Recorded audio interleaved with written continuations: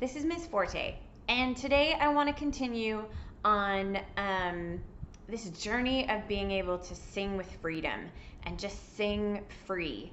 And so I want to talk about really being able to accept your flaws. This is something that I struggle with so much, and that is just really a big thing for me, even currently in my life that I'm dealing with. Um, and it's funny because I it's one of those things that I feel like I dealt with and learned the lesson in voice lessons and in working on my voice and doing stuff like that, and applied it in that area, but now it's come up in some other areas that I recognize I haven't quite learned it so much yet.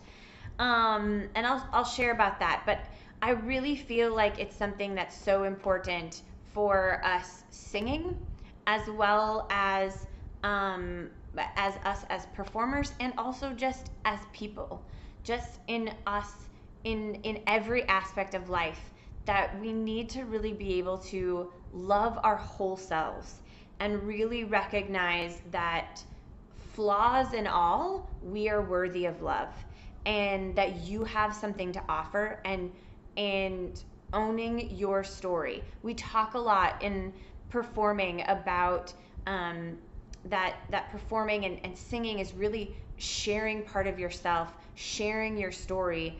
And I realized last time when I did the video on how each of our voices is unique, just even in a physical sense, that I forgot to really talk about something that I've just really been interested to kind of, or that's been just really coming up in my own self, is the fact that when I sing, it's not just my voice that you hear, it's who I am. It's all of my experiences, and it's not just all of the practice that came before, but it's all the lessons that I learned practicing. It's all the emotions that I went through. It's all of the turmoil and the experiences in my life. And whether you actually understand them or not, or know the specifics of any of them, you may not know that, but you still hear it. That's what makes my voice unique, and why no one else can sound like that. Because even if you did have all the exact physical characteristics, which no one does, you still don't have my life. You still don't have my experiences and my emotions and just who I am. You're not me. So you can't make that sound, because it's not just about the physical characteristics. And that's what I really want to talk about today, is just how to really have an authentic performance and to really be able to let yourself out is so important when we sing. And it's practically impossible to do if you're trying to hide something. And I think that's something for myself that I really started to realize. There are aspects of myself and of my life and things like that that I would rather not share. I would rather not let anybody know, because they're the aspects that I think are not good. They're the flaws that I have. And whether that's for you actually in the physical of it being, something about your voice that you don't like, or, oh my gosh, I don't like to hit high notes because I just don't like the way they sound when I sing them, or low notes, or, I can't say that weird word because I have a weird accent and it comes out weird. Or, just whatever it is that you don't like, whether it be, again, about physical things of your voice, or it be about other things in your life, that you don't like about yourself, that you'd rather hide. I am the worst paper organizer. And so I got this roll top desk because you can shut the desktop, right? Like, that's the whole deal, is you can, like, make a mess, basically. And I have like piles on my desk of things that have just been there for forever because I have other people come over and help me organize, but then I don't finish it when they leave. And so it's still there. I'm sorry, Brianna. I really am. And so, but I have this roll top desk because I would rather just shut the thing and then nobody gets to see it. They just see the pretty desk and it just looks great. But underneath, there's like this huge mess, realistically. Unfortunately for me, and this is something like I've actually had to struggle with because I have my desk in my office and I have students that come into my office and they see this. And at Christmas, my mom came and helped me paint my desk. Well, we didn't paint the roll top part of it because we ran out of time. And I've never gone back and painted it. So now I can't close the roll top because it doesn't match and it's this ugly brown where everything else is this nice white pretty thing. And so my mess is just out there. Like and it's something that I've just had to like just deal with every week. I'm like, nope, I'm just leaving it. I haven't cleaned it up. Yes, my desk is still just as messy as it was last week. No, I haven't touched those papers. I have not put anything away. It's just part of who I am. I am very unorganized when it comes to paper mess.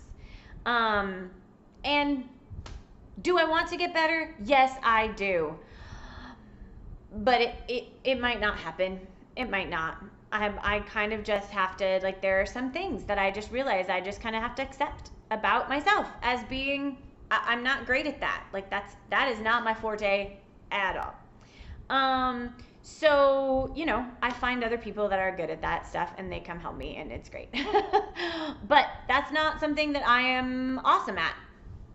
And it's really important to be able to just accept those things. And if I couldn't accept that, I would literally never let people into my office. I would have to stop taking students so that they wouldn't come in my office because I wouldn't be able to show them that. And there have been times in my life where I've kept people out of things, where I've kept people out of my house or kept people out of my rooms or just put these walls up because I don't want you to see this terribleness that is over here that I think is so terrible. And you know what? Realistically, half of my students that come into my house probably don't even notice that there's stuff on my desk. They probably don't, especially because they're kids. Like, who cares? They don't care. Do they really care? Does anybody really look in there and are like, oh my gosh, she should put stuff away? No, they probably don't. I do because I'm like, man, I should put stuff away. But they don't. Other people don't see our flaws the same way that we do. And so us hiding them away or actually allowing them to stop us from doing things because we're afraid of people seeing them or because we think they make us so terrible or whatever it is, that's perfectionism. And I started reading this book. I'm going to just highly recommend it. I'm going to read a couple things out of it. And it's called The Gifts of Imperfection. And it's just so amazing. I'm not even done with it, but it's so amazing and just speaks to this so much about being able to accept the imperfections in your life. And she talks about how being a perfectionist is really one of the dangers of having an authentic life, of having wholehearted living, and because when we are a perfectionist, we want to hide our flaws. So therefore, we will not reveal all of ourselves. But she really talks about that perfectionism is not the same thing as striving to be your best.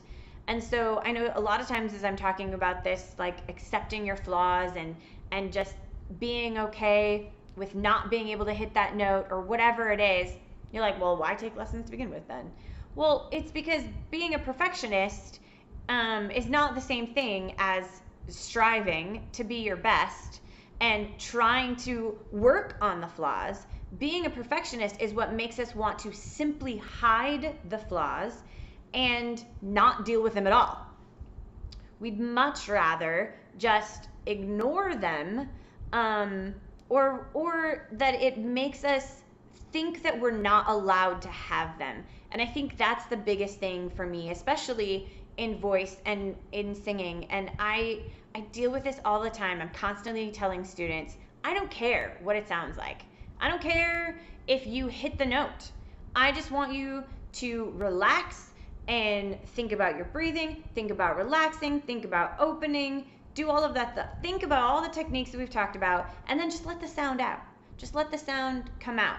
And I know I do that because, oh my word, I had to work so hard to make that what I did when I went to practice, because it was such a huge thing for me to get over, trying to make it sound like this. I wanted it to sound perfect. I wanted it to sound like that person over there. I wanted to sound like that person over there in that awesome practice room, and why can't I just sound like them? And it was such work for me to just get over trying to make that perfect sound, and really recognizing, and I'm even now still recognizing how much trying to make it sound good is really what hinders me from sounding good. Which I know seems a little strange, but it's so true, because when we try, we get in our own way. That's when even just physically the things that happen to us, we try to make it. When we think in our minds that it has to sound like this to be good, then we're trying to make that sound. And so we're not singing with freedom. We're not just free to let out the sound. And guess what? You know what? Some days it'll be great. Sometimes it won't work. That's okay. Sometimes you might come to the place of like, oh man, I really can't hit that note. That's not going to come out. Fine. Okay. We come back and we try again tomorrow. It's okay. That some days you just have bad days. Like, it's not a good day for you to practice. It's not a day that note's going to come out.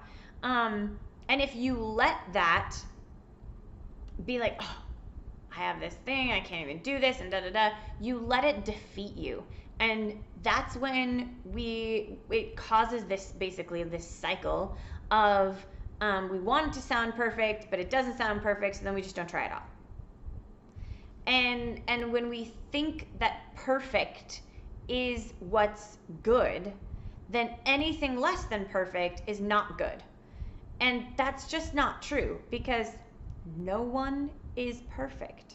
Some of my favorite things to watch are amazing, awesome singers screw up. Like, I love watching that. I love seeing the days when I'm like, yeah, that was not a good voice day for them. They didn't, because it shows that they can screw up. Nobody thinks that Idina Menzel is a terrible singer because when she sang Let It Go at the Oscars, you could hear the work that was happening.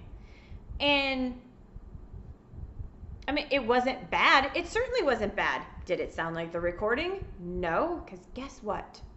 It's hard to sound like a recording live. There's a lot of things that go into that. And because some days we have good days and some days we have bad days.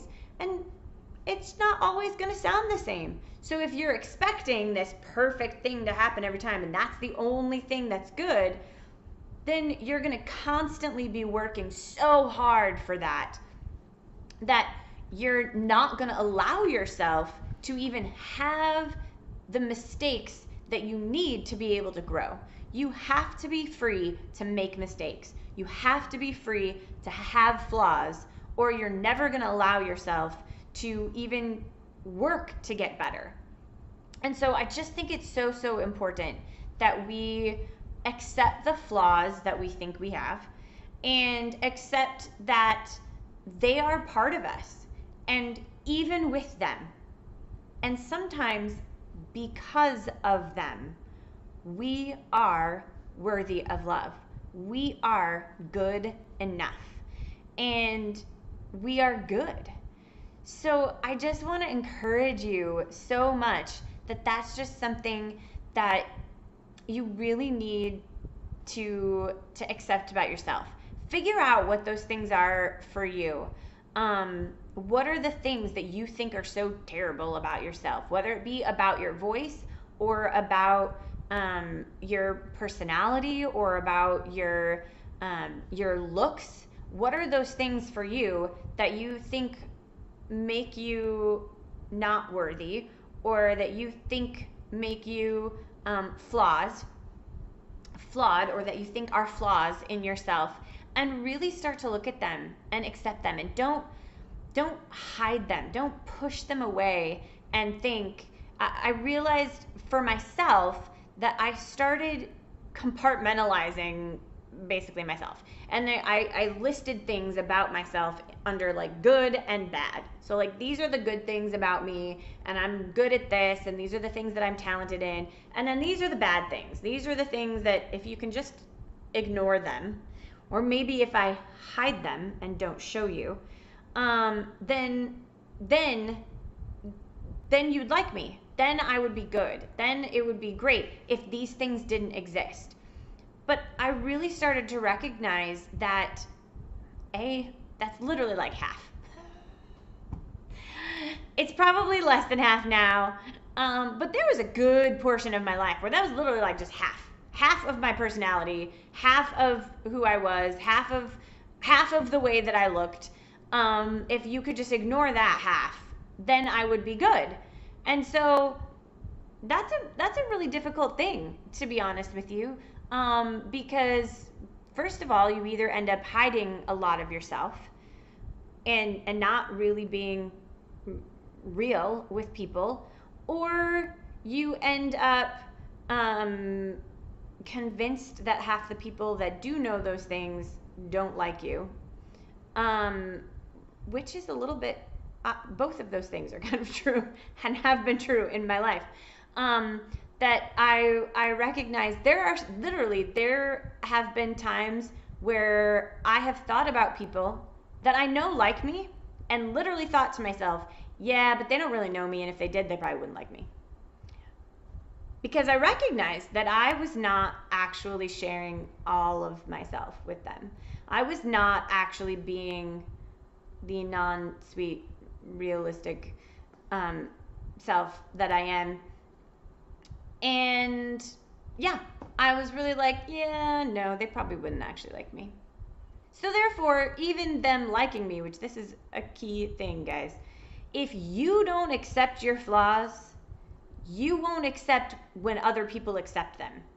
So, for instance, those people may have actually seen those flaws. I currently have friends that I know can see my flaws, and sometimes they're like, yeah, that's not a big deal. Or they don't notice them. They're like, I never really thought about that. I never thought about the fact that you do that. I'm like, wait, really? Like, I think this is this huge thing.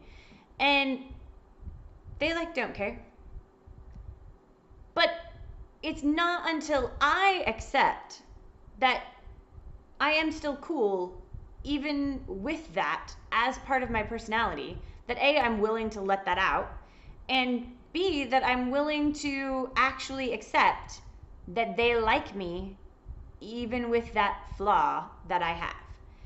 And so I'll stop talking in such generalities.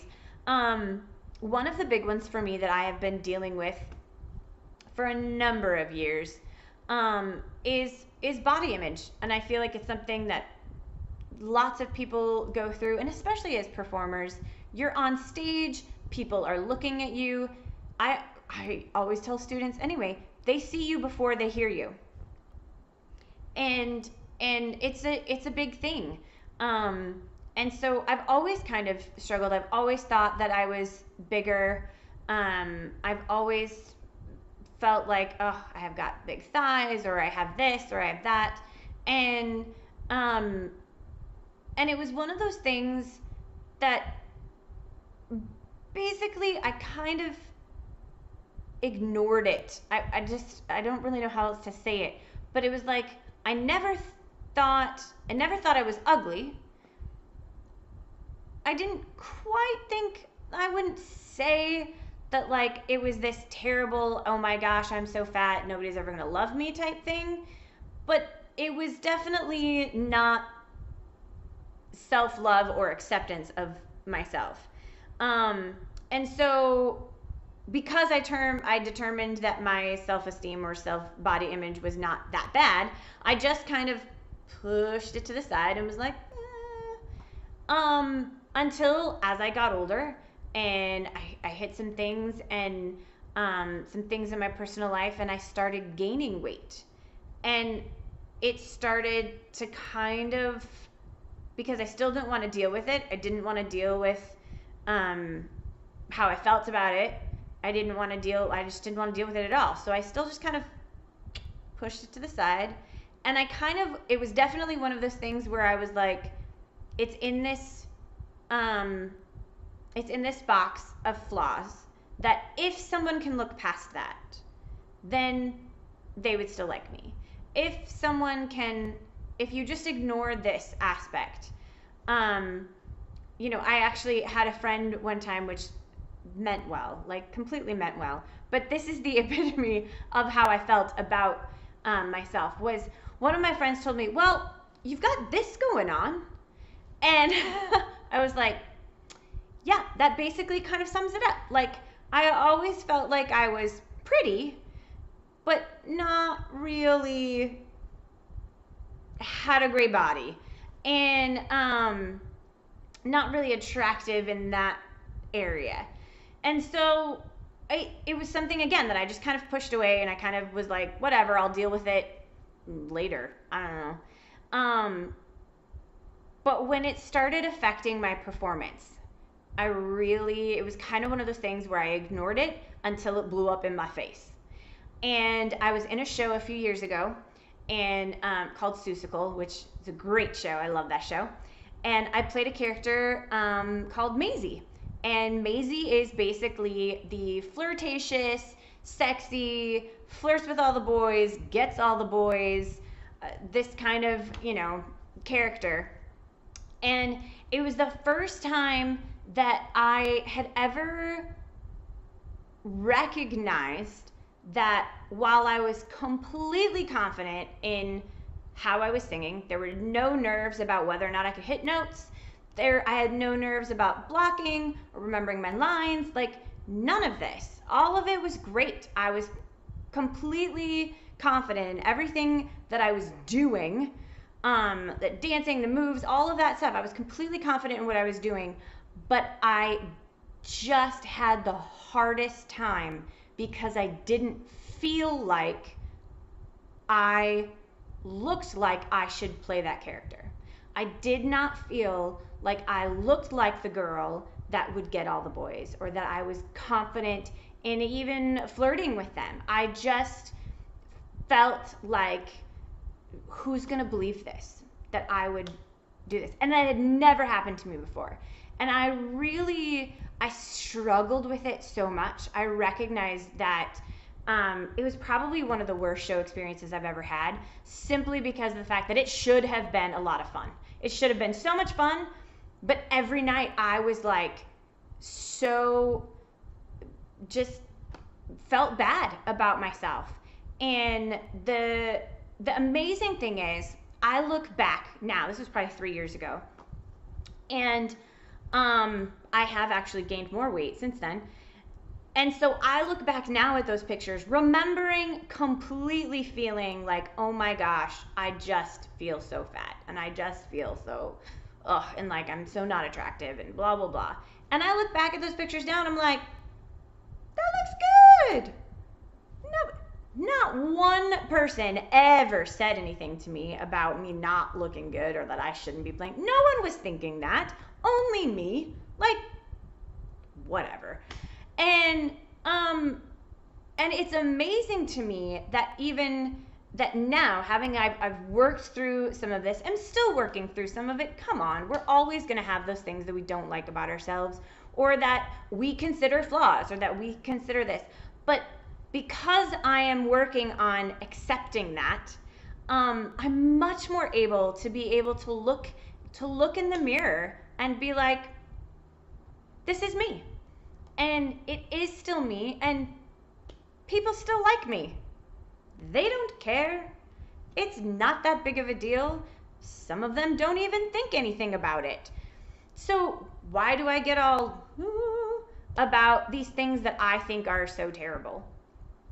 Now, again, that doesn't mean that I don't work on it, that I'm not going to try and eat healthier, that I'm not going to try and work out, that I'm not going to try and do these things. But having gone through this experience and working in the last probably even 3 or 4 years, so much of that has been this spiral that happens when we strive for perfection and we think that it has to be perfect, and we think that we have to look a certain way in order to be attractive, or we think that we have to look a certain way to be beautiful or sound a certain way to be a great singer.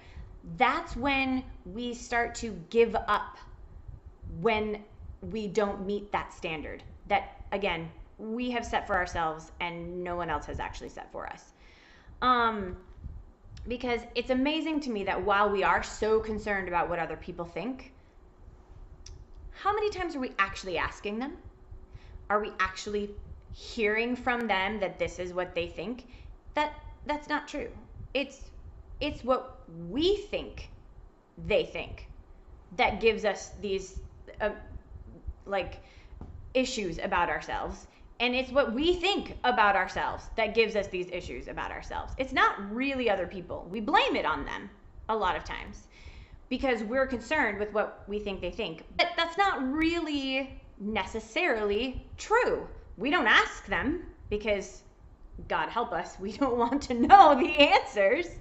But sometimes I think, man, if we would probably save ourselves a lot of issues, because I've talked to people about my weight and worked through, and there's all sorts of things online, and I've done a lot of things of being in groups and doing diet things and working on things like this, and nobody ever says anything about it. Nobody's ever like, yeah, oh my gosh, like, sheesh, you're so fat. Nobody says that. We don't think that about other people. We only think it about ourselves. So cut yourself some slack and recognize that you don't have to be perfect to be good. And you don't have to be perfect to be worthy of love. And until you do that, until you really start to accept the flaws that you have, you can't be your whole self. And I just can't tell you how much that experience of being in that really showed me that, man, I was not capable of having an authentic performance because of how I felt about me. And because I couldn't just let go. I couldn't even just let go and be the character because it so bothered me myself. And so I want to go back to this book. She has this comment about authenticity. And I think it's just so important that we really, if we want to have an authentic performance, we have to really recognize that there are some steps we need to take. And her definition of authenticity is just so amazing. She says, authenticity is the daily practice of letting go of who we think we're supposed to be and embracing who we are. And I think that is just the absolute key to that authentic performance, is really being able to just let go of what you think it's supposed to sound like, let go of what you think that you're supposed to look like, that it's supposed to be, this perfectionist idea that you have of what is good, and really embrace who you are. And again, sometimes it's about embracing who we are in the moment and recognizing that it's going to change. We're working to get better, but we allow ourselves to have these flaws. We allow ourselves to still recognize that our story is worth telling, that we are worthy of getting up and performing. And there are things that people need to hear. There are things about us and about our lives and about our stories that other people can relate to. And that is so important. And I think it's something that, I'm just starting to really recognize and get that as much as it's our uniqueness in our physical aspects, in our physical bodies, that makes our voices unique. It's also the uniqueness in our experience, in our emotions, in who we are, the things that make us up, in our personalities that come out when we sing and when we perform. And that part of the reason that we don't have authentic performances is because we're too scared to let our flaws show. So we've got things compartmentalized, and I say I mean me. We've got things compartmentalized that I don't want them to know about this. I don't want them to know about this. And it blocks part of our performance, because realistically, the sound that you hear when I sing is not just the sound that's being made here. It's not just the physical aspect of what my voice sounds like. It's all the things. It's all the things that make up who I am that come out in my voice. And the lessons that I've learned, the experiences that I've had, the hurts I've been through, the joys I've had, all of these different emotions, the things that I'm afraid of, that comes out when I sing. And I feel like when I don't allow it to come out when I sing, that's when you don't get the best. You don't get the best sound that I can make if you're not hearing all of those things. If you're not hearing all of me, flaws included, then you're not getting the best of me. And I think that's something that's just so important for us to know, is that our best includes our flaws. And like, oh my gosh, I'm literally learning this right now as I'm talking about it, because this is how it works for me. I process things out loud. So this is really something that I feel like is just so important for us to really get, is that our best actually includes our flaws. And so it's when we try and hide them that we're not giving our best. When we try and go around them, even honestly, when we try so hard to make sure that it sounds perfect, we're not free physically even to allow our voice to just come out. And so that's what I just really want to encourage you with, is to really recognize that it's okay to have flaws. In fact, it's great to have flaws, because we all have them. And something that I'm learning is that, you know what, people like flawed heroes. Look at all the superhero movies. That's one of the things they talk about, is so great. Oh, I love, they're so human, and they hurt and they make bad decisions, and we like that in our characters, even in our superheroes. I deal a lot with movies. I'm sorry. But it's true, and it's something that I've always kind of struggled with, because I'm like, oh, I want like perfection, because I want perfection in myself. But it's really something that, it's so true. Other people don't expect perfection from us. They don't want it, because they're not perfect either. So when we allow ourselves to be imperfect and we embrace those imperfections, we give people the freedom to also be imperfect, to also be themselves with us. And especially as artists, isn't that what we want? Like, that's what we want. I want real. I don't want somebody trying to sound like somebody else. I don't want somebody trying to sound perfect. I want to hear you. I want to hear what you have to offer. So I want to just end with this last quote from this book. She says, when we can let go of what other people think and own our story, then we gain access to our worthiness. And I feel like that's just something that's so important, is owning your story and recognizing that your story is worth being told. Your story is what makes you you, and that's what we want to hear in your voice. We want to hear you. So go out there and embrace your flaws and accept who you are, love who you are, and sing free. Thanks for watching. If you like this video, you can let me know in the comments or ask any questions that you have. Subscribe to my channel and get videos delivered direct to your email. You can also support me on Patreon. Happy singing!